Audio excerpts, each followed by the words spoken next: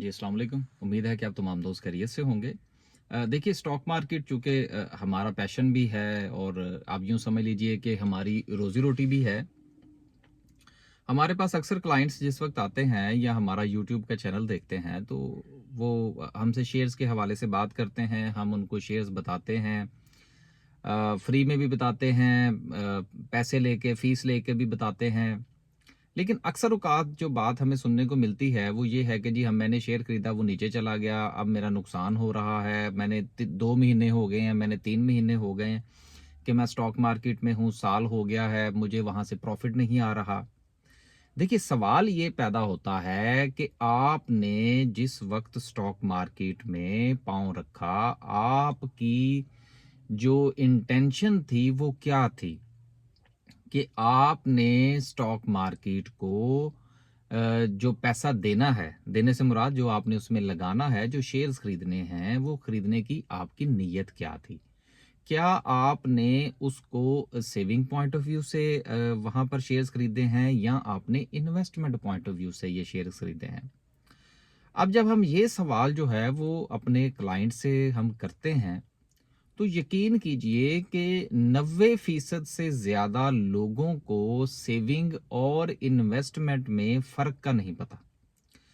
और दूसरी बात ये है कि वो जिस भी इंटेंशन से रखते हैं, वो ये समझते हैं कि चाहे हमने सेविंग के लिए रखे हैं, वैसे तो उनको पता ही नहीं है। लेकिन अगर फ़र्ज़ कीजिए कि अगर उनको इस पॉइंट ऑफ व्यू से पता भी हो कि उन्होंने सेविंग कर रखी है या इन्वेस्टमेंट कर रखी है, फिर उनको ये डिफरेंशिएट नहीं करना आता कि इन दोनों में फ़र्क क्या है। तो जब उनको सेविंग और इन्वेस्टमेंट में फ़र्क का नहीं पता होता, तो यहाँ से फिर पैनिक जनरेट होता है।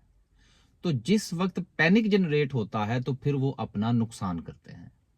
और नुकसान करने की बुनियाद पर क्या होता है कि वो स्टॉक मार्केट में या उन्होंने किसी म्यूचुअल फंड में अगर जो है वो अपना अकाउंट खोल रखा है, तो फिर वो पैनिक होते हैं और वहाँ से अपना पैसा जो है वो पैनिकिंग सिचुएशन में निकालते हैं और उनका नतीजा ये निकलता है कि उनके हाथ में जितना पैसा होता है, वो भी अपना हाथ से गँवा बैठते हैं और उनके पास कुछ नहीं बचता। तो अब ये हम एक छोटा-सा सिलसिला शुरू कर रहे हैं कि जिसमें हम बाकायदा तौर पर एक-एक चीज़ को डिस्कस करने की कोशिश करेंगे कि सेविंग होती क्या है? इसका मतलब क्या है? अगर आपने किसी जगह पर पैसा रखा है तो उसका मतलब सेविंग है भी या कि नहीं? इन्वेस्टमेंट किसको कहते हैं? इन्वेस्टमेंट कैसे की जाती है? इन्वेस्टमेंट की ड्यूरेशन की नोयत क्या होती है? इसके इंस्ट्रूमेंट्स कितने होते हैं?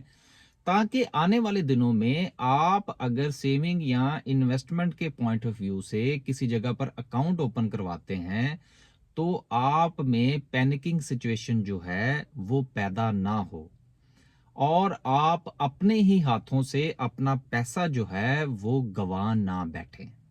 तो ये सिलसिला हम इंशाल्लाह शुरू कर रहे हैं और ये सीरीज़ ऑफ जो वीडियोज़ होंगी, ये इंशाल्लाह वक्फ़े-वक्फ़े से आपको मिलती रहेंगी। अल्लाह हाफ़िज़।